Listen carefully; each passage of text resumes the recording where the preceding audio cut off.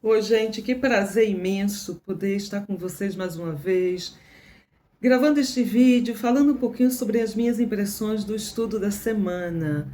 Eu sei que vocês sabem que eu estou atrasada. Eu espero que a essas alturas vocês já tenham feito o seu estudo e que este vídeo seja apenas uma complementação, apenas um lembrete, apenas um reforço daquilo que você já estudou, daquilo que você já sentiu que precisa melhorar em sua vida. Eu peço mil desculpas, esta última semana foi muito intensa. Como vocês sabem, eu fui para Recife, estava lá aguardando a minha filha, meu genro, minha neta, e o que aconteceu foi que meu pai acabou escorregando, caiu e teve que ser levado para o hospital. Ele fraturou o fêmur, teve que passar por cirurgia, ele tem quase 95 anos. Então, somado a isso, veio várias outras infecções, enfim. Então, foi aquela corrida louca de terapia intensiva, de revezamento com familiares, um cuida da minha mãe, um cuida do meu pai, mais minha filha que tinha chegado, tantas outras coisas. São os imprevistos da vida que acontecem, que às vezes não está no script, aquelas situações que a gente precisa aprender a lidar de frente, né? A saber que faz parte dessa nossa experiência mortal. E aí, nesse trâmite, depois, na sexta-feira, eu estava voando para São Paulo, minha filha foi embora, está indo embora agora em Guarulhos, né, de volta para casa. E aí, nessa loucura, eu acabei não conseguindo gravar o vídeo, mas eu pensei, bom, eu posso pelo menos postar e dizer um pouquinho das coisas que eu aprendi durante esta semana. E o título, ele já é bem, vamos dizer assim, chamativo, porque ele diz: a quem muito é dado, muito é exigido. Então, a gente já tem um lembrete da nossa responsabilidade. E a gente fica pensando, né? Por quê? Porque a quem muito é dado, muito é exigido. O nosso Salvador Jesus Cristo nos deu muito. Ele nos deu tudo. Ele nos deu a vida. Então, ele vai exigir em nós também tudo o que pudermos dar. Ele vai exigir em nós o nosso melhor. Nós podemos nos esforçar e podemos sim ser melhores. Podemos ser melhores discípulos de Cristo. E estas sessões, elas me chamaram muita atenção, especialmente porque ela relata, né? Ela conta entre linhas um fato histórico, que é quando a primeira presidência é organizada na igreja. Então, a princípio, não se tinha esse nome. Aliás, o nome que foi chamado, deixa eu ver aqui no manual, era assim: Presidência do Sumo Sacerdócio. Então, foram chamados os primeiros da presidência do Sumo Sacerdócio, que hoje nós sabemos que são os primeiros conselheiros na presidência. Então, é um momento histórico na igreja, né? E esses homens foram chamados para ajudar a Joseph.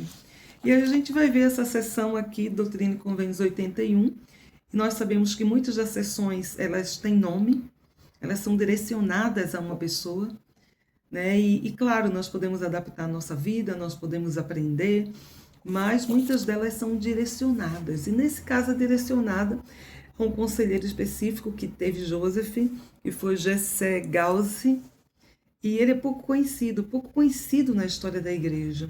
Muitas pessoas dizem: mas quem foi esse? Porque ele passou tão pouco tempo no chamado que ele acabou sendo substituído.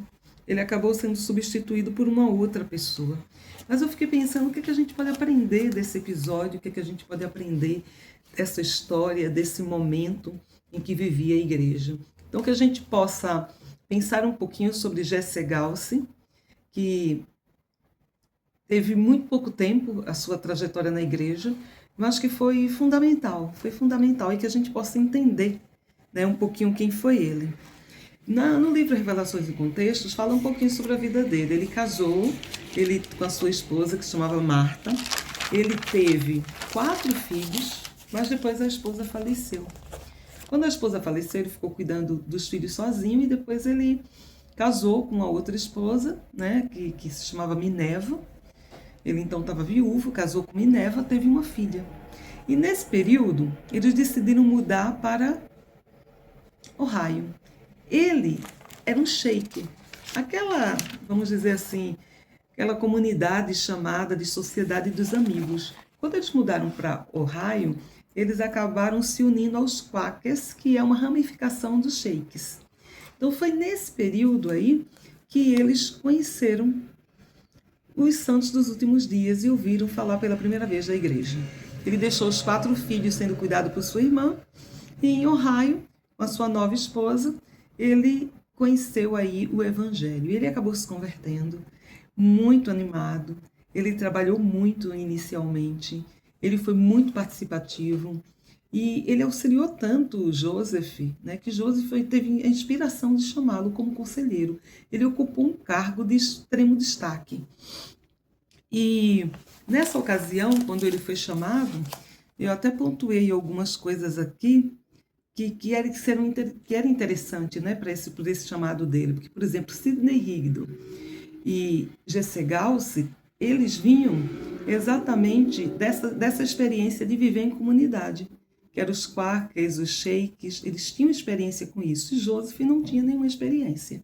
Então, a ajuda deles nesse momento para a igreja foi extremamente importante, porque os santos também estavam vivendo essa experiência pela primeira vez de viver em comunidade, e esses homens já eram experientes. Outra coisa interessante, ele fez algumas coisas que a gente pode dizer que foram muito importantes. Ele auxiliou Joseph, ele viajou com Joseph para o Missouri, inclusive ajudou Joseph na administração dos bens da igreja. Ele também ajudou como escrevente da Bíblia, na tradução da Bíblia. Por quê? Porque ele era um professor e ele pôde ser muito útil. Outra coisa, ele foi chamado para uma missão, ele não recusou, ele foi fazer essa missão, mesmo que a sua esposa não tivesse se convertido ao Evangelho. Inclusive, durante essa missão, ele tenta fazer um percurso aí para poder ajudar na conversão da esposa. Ele acaba sendo rejeitado pela esposa, ele é rejeitado pelos filhos, eles não querem ouvir sobre o Evangelho. O companheiro dele acaba ficando doente, ou seja, uma situação bem delicada. E o que a gente sabe é que, nesse período, ele acabou desaparecendo do mapa. Ele acabou não voltando da sua missão. Eu fiquei pensando, né, o que se aconteceu com o Jesse Gause? Será que ele se sentiu sobrecarregado? Será que emocionalmente ele estava no seu limite? Será que ele decidiu abandonar tudo? Será que ele poderia ter voltado e ter dito, olha, não está dando, eu não quero mais? Não, mas ele foi lá e abandonou, como um cargo extremamente importante. Mas nós não sabemos o que aconteceu, né? Mas ele acabou abandonando a missão, abandonou o seu cargo, e por conta disso, desse descaso, né, dessa fuga aí, ele acabou sendo excomungado. E a gente pode pensar muitas coisas, inclusive na época se cogitaram muitas coisas. As pessoas começaram a questionar e diziam assim, existiam rumores, mas se Joseph é um profeta, por que ele não previu essas coisas? Por que ele chamou Gause para um chamado tão importante? Outros diziam assim, por que ele chamou um conselheiro que ia ficar pouco tempo no cargo? Ele não podia saber disso? Gause passou menos de 6 meses atuando como conselheiro. E o que acontece? As pessoas começaram a duvidar do profeta. Gente, é muito importante a gente perceber esse momento da igreja e perceber também que houve erros e houve acertos. E muitas vezes os nossos líderes ou o profeta, ele pode se sentir inspirado a chamar alguém. Que o Senhor vai dar sempre a oportunidade, o Senhor vai sempre acreditar nas pessoas. Mas as pessoas têm o arbítrio, elas têm a oportunidade de escolher. Então, muitas vezes a gente se baseia e acha que por uma decisão do profeta, aquele profeta não é um profeta de Deus. E a gente quer que o profeta seja um homem perfeito. A gente pode lembrar de Jonas, quando o Senhor chamou que ele deveria pregar o povo de Nínive. E ele se recusou, ele não queria ir, porque ele achava aquele povo tão bárbaro, que cometia tantas atrocidades e que foi tão mal com o seu próprio povo, que ele achava que aquele povo não era merecedor de se converter, de ter os seus pecados limpos, de fazer parte do Evangelho. Porque ele achava aquele povo cruel. E ele fugiu, ele não queria ir para Nínive. Por quê? Primeiro, porque ele não considerava aquele povo digno. E ele não queria ir, por conta daquelas atrocidades que eles cometiam. Mas aí o Senhor mostrou que não, que existe arrependimento, que existe expiação e que ele deveria ir. E aí, quando ele vai, acaba sendo, né, tentou fugir, foi engolido pela baleia, etc. Quem estava vendo Jonas naquela época podia dizer, ué, é um profeta de Deus e está fugindo aí do seu chamado. A gente vê Moisés quando ele diz assim, ele se sentia às vezes tão incapaz. Moisés dizia, olha, eu sou pesado de boca, sou pesado de língua, né? E o Senhor chama Arão como um porta-voz, uma pessoa para auxiliar ele nas suas debilidades, nas suas fraquezas. Ou a gente tem, né, tantos outros exemplos nas escrituras. Enoque era apenas um rapaz e muitas vezes ele não confiava nele. E aí a gente vê como ele é responsável por uma cidade inteira, uma cidade que se torna uma Sião, os puros de coração que são até transladados. Não é diferente com Joseph. Joseph está aí fazendo o melhor que pode. E as pessoas que são chamadas, o Senhor está dando oportunidade e promete bênçãos. A gente vê nessa sessão que ela é toda no condicional, né? Quando a gente vê essa sessão, elas parecem até muito com a nossa bênção patriarcal, porque ele fala, né, na sessão, portanto, sê fiel, ocupa o cargo para o qual te designei.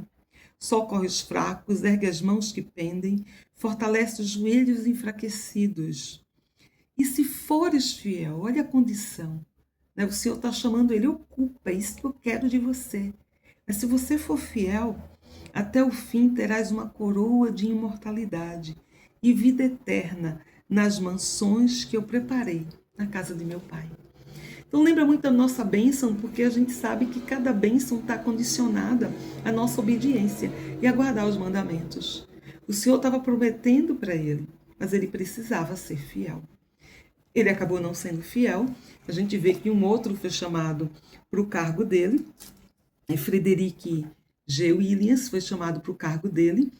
E, a princípio, a igreja, ele passou tão pouco tempo como conselheiro que a igreja tinha suprimido, né? Ela omitia o nome dele. Depois a igreja reconheceu que era importante colocar nessa sessão o nome dele, e não só de Frederic, né? Justificando aí que, como ele não permaneceu, tudo que foi prometido a ele foi repassado a outro, porque ele teve a sua importância, né? E como homem, muitas vezes a gente pode se sentir sobrecarregado, pode fugir das nossas responsabilidades, mas o Senhor sabe todas as coisas e a gente sabe que a obediência ali e as bênçãos estão condicionadas. Quando a gente deixa de fazer, a gente deixa de receber. Logo ele é substituído e um outro vai receber as bênçãos que ele seguramente não recebeu. Mas o que eu achei também interessante, quando a gente fala disso, né, é que entre as tantas promessas, o Senhor fala sobre perseverar até o fim. Então, ele não perseverou, ele desistiu do caminho. E ao desistir do caminho, ele perdeu suas bênçãos. A princípio teve o nome suprimido, depois o nome da sessão foi colocado, porque a igreja decidiu que era importante, que ele fez parte desse período, e ele ajudou em muitas coisas, e que o nome dele deveria estar.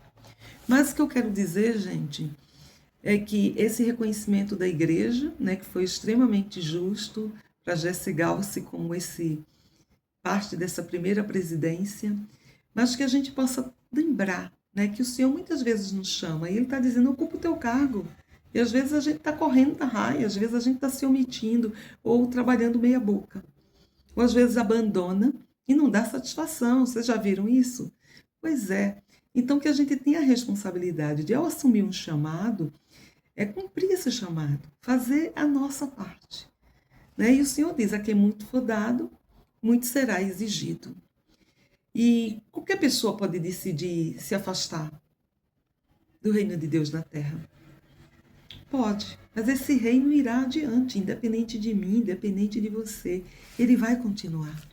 Então, a única pessoa que perde mesmo ao se afastar do evangelho é a pessoa, né? Porque esse reino vai continuar. As pessoas que se afastam, elas que perdem, gente, perdem muito, muito, muito, muito. Porque muitas vezes as pessoas que se afastam do evangelho não pensam nas consequências. Esse elo fraco vai interferir nos seus filhos em gerações. A gente vê filhos sendo criados fora do evangelho que têm uma vida completamente diferente do que se tivesse sido criado dentro do evangelho. Então que a gente possa pensar muito, porque as nossas escolhas têm consequências. Tem consequências. E que só o Senhor vai poder realmente nos entender, o Senhor que vai julgar, né, se seremos exaltados ou não, porque Ele sabe o que podemos e o que não podemos. Né? Jesse Galsi, ele fez muitas coisas importantes e ele passou por um período muito difícil na vida dele, de companheiro doente, de esposa que não queria saber do Evangelho. Ele não sabe. De repente foi demais para ele, foi demais e ele saiu correndo. Saiu correndo e, claro, vai responder por isso, perdeu as suas bênçãos e que, né, o Senhor tenha piedade dele por não ter cumprido o seu chamado, mas que a gente também entenda que muitas vezes nós podemos fazer igual, né? Então, o que o Senhor exige da gente, Ele quer o melhor da gente. Então, a gente precisa fazer por uma vida inteira, a gente tem que continuar, a gente não pode parar. A gente precisa continuar, a gente precisa perseverar. Como eu disse para vocês, eu passei vários dias com meu pai. E mais uma vez eu tive aquela sensação de que a gente não leva nada dessa vida. Né? Quando eu via lá o chinelinho que eu estava tirando dele, as roupas que ele não podia levar para a UTI. E você fica ali, né, sem nada, sem nada. É assim que nós partiremos um dia. Então, que a gente pense que nós precisamos fazer boas obras, nós precisamos obedecer. É isso que ensina essas sessões, que fala sobre guardar os mandamentos. O Senhor nos dá uma advertência clara sobre a importância de guardar os mandamentos. E mandamentos, gente, não é restrição. Mandamentos é para abençoar a nossa vida, é para nos proteger. Mandamentos são proteções. E o Senhor fala sobre fazer o bem. Fazer o bem e a todos, e não importa, gente, se a gente recebe o bem de volta ou não. Essa é a nossa missão, fazer o bem, ser discípulo de Cristo. E ele fala, né, que ele olha a terra e não encontra quem faça o bem. Por isso que nós, como santos dos últimos dias, precisamos erguer a nossa luz e brilhar. E mostrar o quanto é bom o Evangelho, que nós podemos fazer o bem em um mundo de tanta maldade. Nós podemos querer o bem para os nossos amigos, nós podemos vibrar com a vitória dos outros, nós podemos torcer uns pelos outros, carregar os fardos, amar uns aos outros. E isso eu falo independente de religião, independente de questões políticas, porque estamos aqui nessa terra, todos nós, com a mesma, né, trilhando aí o mesmo caminho. Então, ele fala sobre a importância de perdoar. E, gente, perdoar nos deixa mais leve, faz a bagagem ficar mais leve. Então, que a gente possa realmente perdoar, tirar o ódio, o rancor da nossa vida. Que o Senhor nos abençoe. Ser misericordioso. Quando a gente é misericordioso, a gente sabe que vai receber misericórdia. Né? Ele fala que o poder da terra, das trevas, tem se espalhado sobre a terra. E a gente sabe, o poder do inimigo ele tem se espalhado. Mas o poder do nosso Salvador Jesus Cristo ele é imenso. Então é nesse poder que a gente precisa se apegar. É ao nosso Salvador que a gente precisa ter em mente, ter como nosso farol, ter como nosso guia, ter como nosso guia. Eu sou tão grata por essas coisas. Ele fala sobre as viúvas, sobre como elas deveriam ser ajudadas. Ele fala sobre amar o próximo, ele fala sobre repartir, sobre compartilhar. Esse evangelho é perfeito, ele é maravilhoso. Porque é o evangelho de Cristo. É simples, é muito simples. E, gente, sou tão grata por essas coisas. Eu fiquei pensando muito sobre G.C. Galsi, como poderia ter sido diferente o trajeto dele, a travessia dele. Mas ele fez uma escolha, foi a escolha dele. Foi a escolha dele. Então, que a gente possa lembrar que as nossas escolhas, elas vão determinar nosso futuro, vão determinar a nossa vida. Então, que o Senhor nos abençoe para que a gente possa ocupar os nossos cargos, ocupar os nossos chamados, que a gente possa realmente ser um auxílio, que a gente possa abençoar aqueles que estão fracos, aqueles que precisam de mãos, que sustenham, né, que apoiem. Eu sou grata por esse evangelho, sou imensamente grata. Grata pelos bons amigos que me sustêm, que me apoiam e que quando eu estou às vezes ali tão cansada, eles vão lá e me ajudam, me erguem. Grata por meus familiares. Eu vi isso em Recife, né, meus familiares. Cada um ajudando como podia numa situação tão difícil que nós vivemos com tantas coisas, né, que precisavam ser feitas e eu vi um ajudando o outro. Que o Senhor nos abençoe, que o Senhor nos ajude a ser melhores. Eu estou tão cansada, gente, tão cansada. Só o Senhor para realmente nos amparar e nos guiar. Sou grata por esse evangelho. Eu sei que Ele, meu Redentor, vive e que me ama, e que ama vocês, e que se preocupa com cada um de nós. Até a próxima.